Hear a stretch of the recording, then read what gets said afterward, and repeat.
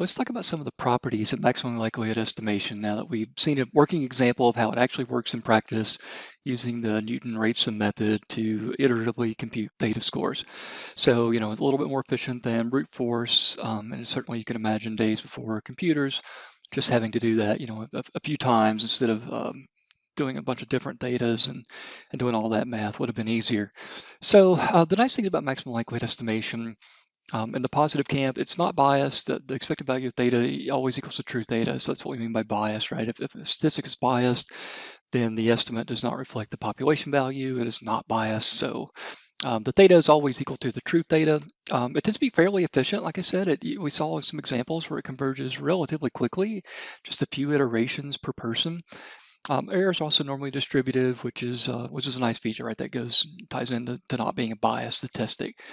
On the downside, very much just like we saw early on with the brute force, if somebody gets all the items right or wrong, the theta estimate goes off to infinity. So that's a disadvantage. If you're actually using this method, usually you have to first screen your data and take all those people and just give them a set score. So anybody who got all the items right just gets a theta of, let's say, 3, 3.5, something like that.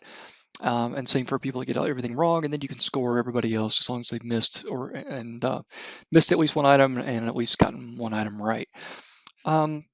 The other downside is that it's only asymptotically true, and that means basically in kind of large samples, or in this case, really, it's a large number of items. So if you think about when you're estimating theta, the data, right, is just for one person. So the data is really restricted to one person. So when we talk about asymptotically, you mean you need to have at least a sufficient number of items to get a decent estimate here. The other negative, I guess, is depends on the fit of the model. That's true of everything, right? You always have to have a model that fits. So it's not really a unique negative here, but just more of a generic negative. Short test may yield local minima. Again, that's unlikely with the way the response likelihood function shaped, but it is, I guess, technically possible. I've read that. I haven't seen it in practice. I've never had any trouble with reaching one or anything like that. So we're going to move on now to some of the Bayesian methods, and these are the methods that are actually used in practice. And there's two we're going to talk about. There's maximum a posteriori, or the MAP method, and this is a default in some of the earlier software like Multilog, and I think Bilog actually might have been using a different one, which was Multilog and Bilog were sort of the original IRT software that was available for about 20 years. It was about all there was between about 1980 and about 2000 or so. And Bilog was for dichotomous data, Multilog's for polytomous data. So you'll still see it referenced in a lot of the writings from that era, those two programs. Multilog was actually written by David Bisson, who's over at UNC Chapel Hill in the Thurstone lab over there. And so the Bayesian, these processes are Bayesian. In other words, they use prior information about the nature of theta in order to inform the theta estimate. So we're actually going to use both pieces of information. We're going to use information that we get from the maximum likelihood estimate, like we were talking about over here, where you just look at the likelihood function and find the max of the likelihood function. Then we're also going to consider information about the base rate of thetas in the population. And this is, again, it's a Bayesian method. It's not like standardizing theta or anything like that. We're using a standard normal distribution for theta, but we're not standardizing theta or anything like that. So make sure you're just clear on that. This is a Bayesian method. And I'll show you what that looks like in just a minute. But essentially, the analogy here is the one that I gave you when we first started talking about sort of maximum likelihood and physicians, right? If we think about how maximum likelihood is you go to a physician, you say, hey doc, here are my 6 symptoms, and you name your symptoms, and the doctor, or computer or whatever, it just looks and sees what illness best fits with those six symptoms that you named there. That would be maximum likelihood estimation. A Bayesian maximum likelihood estimation would look at do that same process, but also consider the base rate of different illnesses, right? So you may have symptoms that match perfectly with a really rare disease that's only found in, let's say, sub-Saharan Africa. But if you really, haven't been over there and haven't had any opportunity to be exposed to that illness, it's very unlikely that you have it, no matter how well your symptoms match it. And that's what Bayesian information is all about, really. It's using what we know about things in the population, and we're going to do that with theta, especially when we talk about ability. It makes a lot of sense, and we're going to assume that theta is more or less normally distributed in the population. Now, again, we're not forcing the sample to have a normally distributed theta. We're not norming the sample in any way to theta. We're just kind of saying that the general shape of a normal distribution is what we expect to see in the population. And accordingly, really high or really low estimates of theta are fairly rare in the population. So we're going to, essentially what's going to happen then is if our maximum likelihood suggests that somebody's got an extremely high theta, the Bayesian prior is going to come in and say, well, you know what, that's really unlikely to see in the real world. So maybe we're going to revise that estimate down just a little bit and not give that really, really high theta, but something, a little bit more modest, a little bit closer to the mean, which is, we're going to use 0 for our mean there. So how does this work? Well, typically speaking, you have to start by with a prior distribution, right? And any kind of Bayesian process, the whole idea behind Bayes estimation and Bayesian processes are using information we already know from other contexts. And this, like I said, with IRT and MAP scoring and EAP scoring, we're going to use a normal distribution. So let's take a look at that real quick. I'm going to pull up the Excel sheet. And here's what it looks like in Excel. And you may or may not know, and we may have already talked about this, this formula down here you see, it looks kind of crazy. It's just a formula to draw a normal distribution. So there's really nothing, magic about it. It looks a little intimidating, but it's not really. In this formula, pi is just 3.14, whatever. You can carry that as many digits as you're so inclined. There's an integral, but we're going to kind of ignore that and do some summation instead. And the only other thing you have in here that's weird is this t, which is actually for us going to be theta. So to draw this normal curve, here's what I did. I went in and I plugged in a bunch of different thetas. And these are called quadrature nodes in some software. It's essentially used in one of these Bayesian processes. There's something called quadrature points. And quadrature nodes are used to approximate an integral, integral calculus by using sums instead. And that's where that name comes from. So that's why I use the sheets called quadrature nodes. But essentially, it's just a bunch of thetas. And you can make this, 5 thetas or 50 thetas or however many you want. And then I start plugging into the formula. So this first column is just the exponent part. I find it easier to kind of break the formula up. So it's just the exponent of -1 times theta squared over 2. And just like the formula says there, I compute this E component, and then the P value, which is right here, which is really, in this case, a probability density. This is really kind of what we're talking about here, is 1 over the square root of 2 times pi times this thing we just computed, this exponent term right here. And then what I did is I summed all those up, and they actually sum to different things depending on how many thetas you've got here. And so to get the weight, what you do is you take the number that's in this column and you divide it by the sum of everything in this column. And this is essentially a proportion, right? This is a proportion of people in the population that we expect to have a theta of -4. And you can see it's extremely small, e to the negative 0.05 there. For 0, which is our most likely thing, you can see it's only still, about 8% of people here, and it drops from there on either side of this theta of 0. So that's what it looks like. This is again, these are proportional weights, and what we're doing is we're saying we've got a given number of thetas here. We're just make a range of theta. It could be any number you want, and we're going to compute these weights that are proportion weights for how many people with this area theta, compared to the total. So the proportion there. And that's what we do. That's where this is the Bayesian prior. And if you graph that out, which I've done here, you can see it looks like the normal curve. This is exactly what it is. And it's the Bayesian prior. So what we're going to do is we're going to compute the maximum likelihood estimate of theta, and we're going to weight that by the theta of the prior. And let's take a look at that. So this is essentially what map scoring does, and I'll confess I'm a little bit shaky on the specifics of how it does the iterative process. I don't know if they're taking the first derivative of this joint probability, but essentially what you're doing is you're combining information from the likelihood function with the prior distribution. So let me walk through what I've done here. What you see over here on the left is basically just copied and pasted that brute force maximum likelihood sheet we've looked at earlier in the semester. And I switched it around a little bit. I deleted a bunch of junk out that we didn't need, and I inserted a little bit more stuff. I essentially computed weights for the prior for the normal curve. So just a quick refresher, this likelihood comes from first computing all the P's and the Q's. So the P's and the Q's for each item. And then I use this formula for the likelihood. So you can see down here, I'm saying take for item one, take the p-value times whether or not the item was right, times the q-value times 1 minus whether or not the item was right, and that will give you essentially the p-value when the item's correct, and it'll give you the q-value when the item's incorrect. So item 5 was incorrect. You can see it's basically copying these q-values down here. And for all the other items, it's keeping the p-values, right? You can see that 2.69, 0.378, yada, yada, yada. So, and then you just take the product of these, right? So you just multiply all those things together, multiply those 5 things together, and that's your likelihood function. Okay, so where did the prior distribution come from? Well, I did the math on a different sheet, but essentially I used that same formula we just walked through right here, but instead of having, all those many, many, many thetas, I just used these thetas.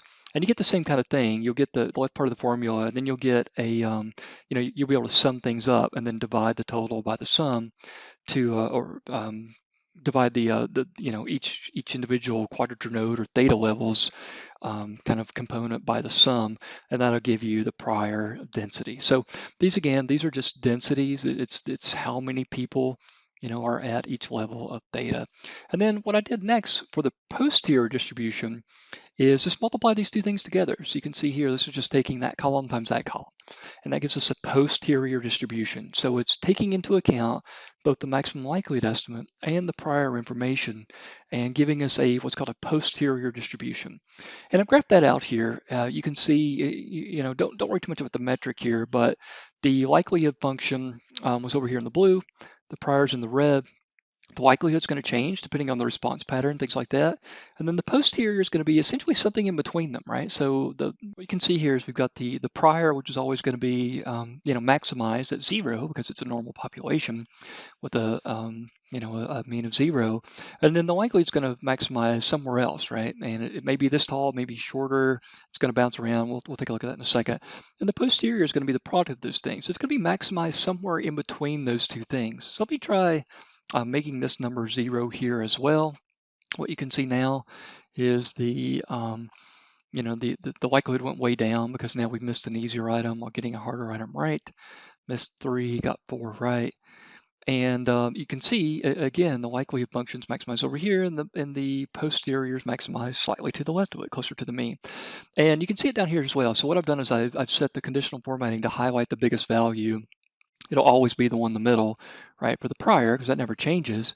But the likelihood here changes a little bit. And in this case, you can see the likelihood is maximized, the same place that the posterior distribution is maximized. And in map scoring, that's what we're doing. We're taking the maximum a posteriori value. In other words, the maximum value from this posterior distribution. And it's always going to be, some kind of curve. And we're going to take the highest point on that curve, no matter where it is. If I go back over here, you can see the effect this has. So if I go back and change this to only missing the last item, you can see the maximum likelihood estimate was 2, but the Bayesian prior estimate was only 1. And what's happened is the prior has exerted influence on this estimate. So we only have 5 items. This is not very many items. And so essentially what's happening here is our prior information stepping in and says, hey, whoa, this 2, that's pretty unlikely to see. Only about 3% of the population, maybe close to, maybe slightly more than that. It's going to have that score higher. That's unlikely to see in practice. So, a more likely estimate might be something down, something down a little bit lower, like 1.0. And that's kind of what happens. You multiply these things together.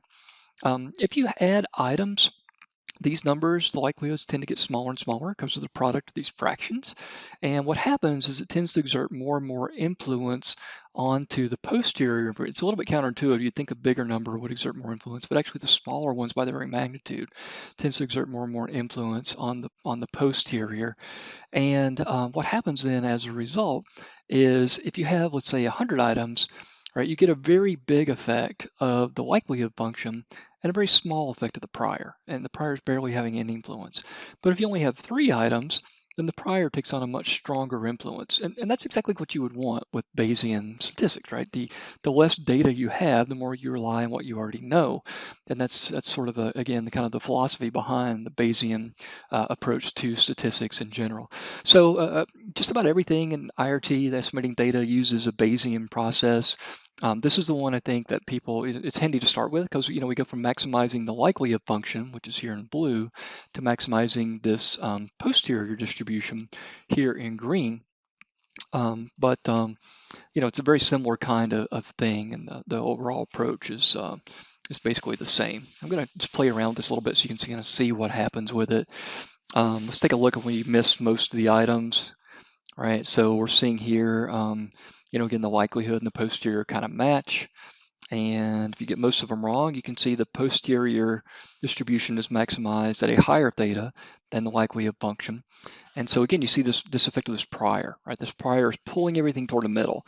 That's what the prior does. It pulls everything toward the middle because we're using that information that we already know um, to actually compute what we think is the best guess for theta, right? Not just the one that the data implies, but one that is our best guess depending on not only the data, but what we tend to know about ability in the population.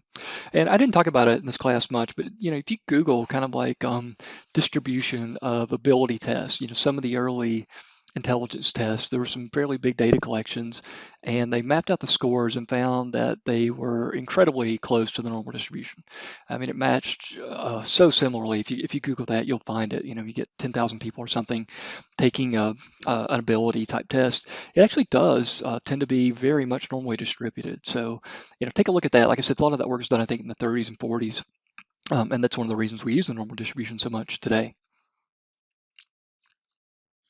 Okay, let's talk about some of the pros and cons of MAP, maximum a posteriori estimation. So again, you're just finding the top point on that posterior distribution. And I should say that that is still an iterative process. I've never done that one in practice, but my understanding of it, you don't do exactly what we did, which is to make a whole bunch. We did sort of a brute force. We had a bunch of different thetas and then computed the entire posterior distribution and then picked the one on top. But you typically don't do that. You typically use the Newton-Raphson instead, and instead of maximizing just the likelihood function, you have to compute the posterior distribution. So you need I believe you need the first derivatives as well of that formula for the normal distribution in order to do that. I can't swear to that though, I could be wrong. I haven't done that part of it. I haven't gotten down in the weeds that far. But I have gotten pretty far into the weeds on the next one. We're going to talk about the expected a posteriori. We'll get there in just a minute. But first, wrapping up some of the pros and cons of MAP. The big thing is you can get data for everybody, even everybody's correct or incorrect, because that prior pulls down that infinity estimation to something that's more tractable, right? And so if you have like a computer adaptive test like we talked about, you can use MAP scoring even after the very first item, where it's either right or wrong. That doesn't matter. You can still get a score. It's not a good score, but you can get a score. It's not infinity at least. You typically get smaller standard errors as well, and this comes really just from the nature of the assumption you're making. You're assuming those priors, the prior distribution is informative, right? That we actually get information from that. So you tend to get smaller standard errors as a result because you're using not only just the items, but also the information about the prior distribution. So that makes sense as well. The con is MAP scores tend to be biased for small numbers of items. Like I said, if the smaller the number of items you have, the stronger the effect of the prior distribution. And if you have too few items, you actually get a bias score, right? You're not computing the true theta like you are the maximum likelihood. You're actually estimating it, underestimating it for high scores and overestimating for low scores because of the effect of that prior distribution. And the last thing, and this hopefully goes without saying, with any kind of Bayesian method, you really have to select the correct prior distribution. We're making the assumption here that in the population, not the sample, right? Not saying this sample is normally distributed, but in the population as a whole, that this ability, this trait, theta, is normally distributed. And if that's not the case, then you need to use a different prior distribution, one that's actually correct. And that's obviously going to complicate matters a good bit. So let's move on now and talk about the last method. And this one's is probably the most widely used, I would argue. It's the expected a posteriori. So if you think about the last section on map, what we did is we computed this posterior distribution and we took the highest one on it. What we're going to do now is we're going to compute the same distribution, but we're actually going to take the average of it. And we'll talk about how that works in just a little bit here. But that's what I mean by expected scores. Expected, when you hear expected, you're often thinking average in statistics. So that's what we're going to talk about here.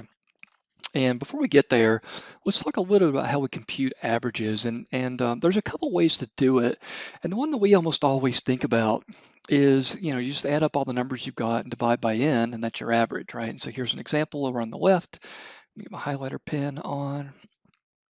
And you add up 3, 4, 4, 5, 5, 5 by 8, you get 34. You divide by however many things there are here, 7, and you get an average of 4.8. That's the way we normally do an average, obviously, and you've known that for a really long time. There's another way to do it too, though. We can take the frequency distribution of these things. So we've got 1, 3, we've got 2 4s, we've got 3 5s, and we've got 1 8. And you don't have to sum it here, but we can also compute not only the frequency, but compute the percentage. So this is, or actually proportion in this case, right? Because they sum to 1, so it's a proportion. So this is the frequencies with each of these things, and here are the proportions. And then to get the average, what we can do is we can multiply the original number, x, times the proportion, right? And do that for all the x values, and then sum up this column and you get the average. So keep that in mind because that's the approach we're actually using when we do this EAP. We're going to compute, essentially, we're going to have a bunch of different thetas, right, that are going to be kind of like the x's, and then we're going to have a distribution around them, a proportional distribution, and we're going to multiply these two things and sum it, and that's going to give us an average. So keep that in mind because it gets confusing if you're not familiar with thinking about averages in that way, right? So again, just a proportion times the number, and then you sum up that proportion times the number. That shouldn't say percent there, it should say proportion, but I'm not going to change it because I'm lazy. Okay, so the EAP is it's a default in many pieces of software. I don't know for sure about which R programs use what, but usually both MAP and EAP or MAP and EAP are available, typically speaking. The reason that people tend to like the EAP a little bit more than the MAP is it's non-iterative. So like I mentioned before, we did maximum likelihood. We had to use that iterative Newton-Raphson procedure. And in order to do that, we had to do that to define the high point of the likelihood function. And for the map, we essentially do the same thing, right? We're not computing the entire distribution. We're using the first derivative and the second derivative to compute of the posterior distribution to find the highest point on that. With the expected a posteriori, we can just compute the value for many different those quadrature nodes on theta, and then take the mean of those by the method we talked about there again. So it's not iterative. You just do it one time, and we'll actually walk through how this works. I've actually written this algorithm a couple different times to do this, so I'm pretty familiar with it. I always have to kind of refresh myself, but I usually can sort it out pretty quickly. Again, this is all about turning theta into a discrete, not a continuous distribution. So we're going to use sums instead of an integral calculus to do this process. And what we're going to do is we're going to have a set of probability densities or weights that sum up to 1, and they're going to be based on that normal distribution at a fixed number of thetas. And these are those quadrature nodes that we just talked about. So let's take a look at the steps here. What we're going to do is we're going to pick a random number of, or not random, but we're going to pick a number of quadrature nodes. And you want at least 10 or so. That's sort of the low end. You can have as many as you want. I'll show you a couple of different examples of different numbers of quadrature nodes. And again, quadrature node just means different levels of theta, right? So if we had, let's say, 30 quadrature nodes, it might be a theta of -1, 0, and +1. They should be symmetric, obviously. If we have 5, we might do -2, -1, 0, 1, 2, and so forth and so on. And you can have, 1,000 if you want to, or you can have as few as about 10 or so. And really, it doesn't matter much once you get above about 10 or 15. So anyway, we've got to do that. So we'll start with just a few discrete levels of theta, and then we'll figure out the density of that theta in the population for that theta, right? So So back over here, you can see we have a bunch of thetas, right? And then we figured out the density, right? What proportion of the sample has that theta compared to these other thetas here. So that's what we're going to do. And here we've got a whole bunch of them, but we're going to start with just like a handful of them, just to keep the sheet a little easier to read. So that's the first thing you do. You get your thetas, and you get the density of the prior distribution at that theta. Once you do that, you're going to take that theta and compute the maximum likelihood estimate, the likelihood function value for that theta, right? And that's going to be done just like we did way back when we did the brute force estimation early in the class. You're just going to take a given theta, you're going to plug it into the P and the Q formula, you can plug it in the likelihood formula, and you're going to get a value for it. Right. And then what we're going to do is we're going to multiply that value times that weight we just looked at from the quadrature node, and we're going to sum it up to get the estimate, the mean of that posterior distribution. So again, it sounds like a lot more complex than it is, but if you just remember that you can sum up the value times the proportion and get an average that way, right? Just like we looked at over here, the value times the proportion, and then you sum up and put it right here, and you sum that up, you get the average, right? If you just remember that, it'll make a lot more sense. So let's take a look at the this thing in practice. This is the formula right here for what we're doing, and it looks like a beast, right? It looks terrible. But we're going to break it down, though, and make it a little more palatable. So we've got the integral in the numerator and the denominator, and that's kind of integral calculus to compute the area under a curve, right? That's what we're doing. And you can see we've got a theta value itself, which are just the thetas that we kind of list out, right, at theta of j. And then we have a g given theta, and that is essentially the proportion of people at each level of theta. And that comes from just what we've been looking at over here, right? That this is essentially the g value, that weight, what proportion of people have that level of theta. And then we've got the product of P times Q. So this should look familiar to you. This is just the formula for the likelihood function. So this is just everything from the pi, over is just the likelihood function. So it's just saying take the theta times the weight for that theta times the likelihood function in the numerator, the proportion of people at that theta times the likelihood function in the denominator. And if we do that and integrate across here, we get the expectation. Now, not to get too much into calculus, but there's a couple ways to approximate an integral, right? Integrals are difficult to do. And so typically what we try to do is we try to approximate them by summation somehow. And one way to do that is something called Simpson's rule. It's one that's pretty well known. Simpson's rule, you especially specify a pattern here, and then you kind of sum things up. I'm not going to go through this too much because I think it's more complicated than the way I want to look at. But if you're familiar with calculus, you may have heard of Simpson's rule, and this is one way to do that. And this will give you a theta estimate that is accurate. And you can do it with more quadrature nodes and things like that too, which is what we got here, and something very similar. What I wanted to show you is something else we're going to look at. It's called the Hermite-Gauss approximation. And this is the way that I typically prefer to do it because I find it a little bit easier. So first off, I'm going to give you the formula. And it's just what we've been talking about, and it doesn't use the integral. It uses summation instead. So if you kind of go back to this sheet, I think this one is probably the simplest and the one that makes the most sense. Let's break down what this formula is, right? So x is just the theta value. Right, so you could just replace x with theta here. I probably should have done that, but didn't. Because this is a generic kind of rule that you can use for things outside of IRT, right? That's why it's not theta, that's why it's x. So what we have here is x is just the value of theta, and we just picked arbitrarily a handful of these that were kind of, equally spaced and symmetric around theta from -4 to +4, right? And then we have the weight, and that's where we got this over by this quadrature nodes, right? We did plug this formula in again. You have your theta, and you get your p-value, and you sum that up. And then the weight is just the proportion, right? It's that value over the sum of this whole column.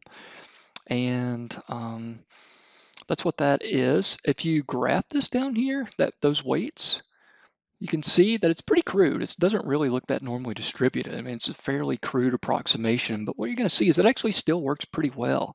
So you don't need a ton of these quadrature nodes. And the more quadrature nodes you have, right, the more it looks like a normal curve. Like over here, we have a bunch, and over here, we don't have very many, but it still does the job reasonably well.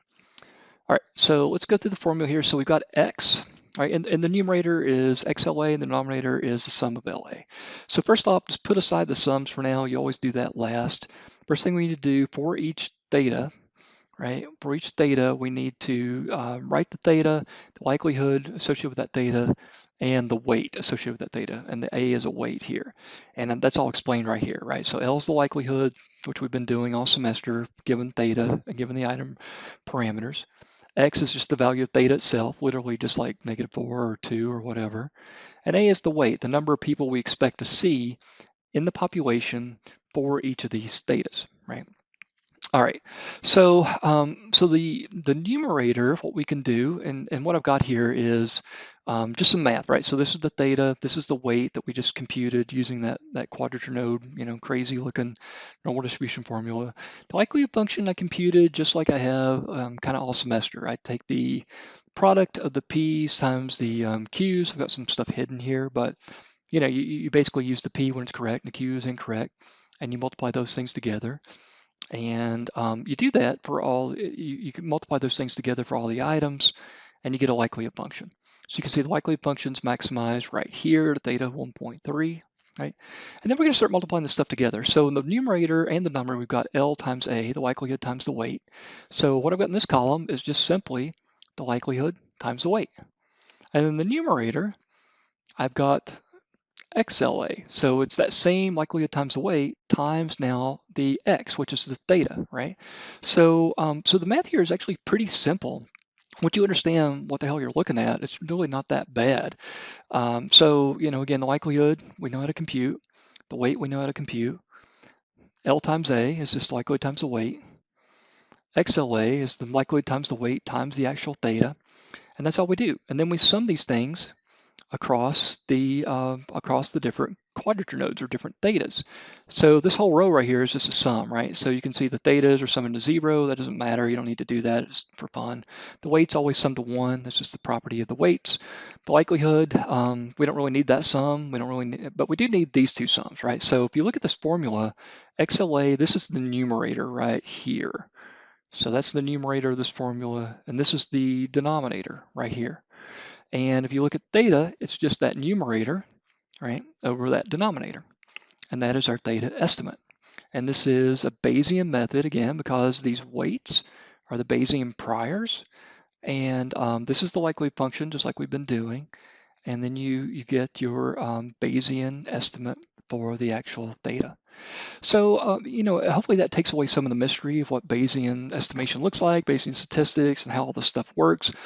If you kind of go back to the simple formula and break it down, it's not that bad. Let me show you what effect we have from increasing the number of quadrature nodes. So here you can see I don't have very many quadrature nodes. If you look at this graph, it doesn't look that normal. And let's keep in mind what we got here for our estimate. We got 0.41549, right? So I'm just going to write down 3 decimals here, 0.41549. And if we go over here, I basically did the same thing, but I just used many more quadrature nodes just to see what would happen. I copied and pasted all these item parameters. Those all should be exactly the same. Everything should be the same. But we just have more of them now, right? So if I graph that out, you can see it looks a little bit more normally distributed down here, which is nice. And let's go see what effect that has on our actual estimate. So everything's the same, right? We still have that density function that's going to be based on, it's always going to sum to 1. So these values will be different than the last sheet, but they'll always sum to 1 still. We'll have the likelihood value with the likelihood times the weight, and then the numerator is the actual theta value itself times the likelihood times the weight. This is the numerator. This is the denominator, and the estimate is 0.415809. So in the last one, you'll remember it was 0.41549, and here it's 0.415809. So down to 3 decimal places, we get exactly the same number. So you can see there's not a lot to be gained by doubling the number of quadrature nodes. In this case, I did it again with even more, just for fun. You can kind of ignore that highlighting there. But what we see here is same kind of thing. Right, this is the numerator, that's the denominator, 0.415811. So again, you're really not gaining much by using a lot more quadrature nodes, which is nice because it's not very computationally intensive to do just a handful of quadrature nodes here. This also works, by the way, for polytomous data. I've got an example here of doing this with polytomous data. The same thing holds true. And not to break it down too much, but I've got just the graded response model. I've got a bunch of A parameters and a bunch of B parameters. I've got a response pattern. I've got my theta nodes, I've got my weight still, and then the likelihood's computed a little bit differently. We didn't really get into likelihood, maximum likelihood estimation, polytomous data, but essentially what you do is you compute the probability of putting each response option. So in this case, it looks like there's only, I think, 1, 2, 3, and 4 for response options. So you compute the probability of putting each of those for each level of theta. So this will be the probability of putting, a probability of putting a 1 for a theta of negative 2.22. And you can see this makes sense, right? So the probability of putting the lower values is higher for lower thetas. And over here, it's the opposite. The probability of putting a 4 is quite high for high thetas. And then I did that. This is for item 1 for each of the 4 response options, and I did it for item 2 for each of the 4 response options, and I did it for item 3 and item 4 over there. And then the likelihood under the graded response model is you've used the probability value for the item for whichever option they put, right? So for item 1, they put a 2. So we're going to ignore this math for this one, this one, and this one. We're just going to use this here, right? So, and you can see this column says use 1. This is just for item 1. I've essentially just copied and pasted, mathematically, I've got an if-then statement, but I've copied and pasted this column over here because that's the one they actually put. For item 2, they put a 2. I did the same thing. I copied and pasted the probability of putting option 2 for item 2 over to here. For item 3, they put a 3. So if you go over here, look at item 3, they put a 3, so it's just those numbers that show up over here. And then 4, and then the likelihood is just the product of these things right here for each theta, right? So it's just like it was before. Before you're using the P or the Q, depending on if it was right or wrong, and multiplying this together. Same thing, except you're just using the probability of putting whatever they put, right? So it's very, very simple there. And you get that for the likelihood function, and everything else is the same. So still the likelihood function times the weight, likelihood function times the weight times the original theta. And this is still the numerator, that's still the denominator, and you get a theta estimate accordingly. So, yeah, it's pretty easy to do this. Once you know how the likelihood's computed for the polytomous data, which is actually, again, just using the probability of whatever they put, then you can get this working pretty easily there. So that's EAP estimation. I know it's a lot to throw at you. Hopefully you won't have to do this in practice, but it's all there in the Excel sheet I can share with you, and so you'll have it. It's not terribly complicated, not as complicated as it may seem, but that's how it works. This again is less computationally complex. You don't have to iterate or anything like that. It gives a similar estimate. So the way the correlation amongst data scores computed from EAP and MAP is going to be like 0.99. So extremely similar estimates of theta, and it's really kind of your choice which one you want to use here. Before, like I said, this is the technical formula. I kind of walked through it over on the Excel sheet, but you've got the theta times the weight associated with that theta times the likelihood. And down here is just the weight for theta times the likelihood. And we can approximate that integral using that Hermite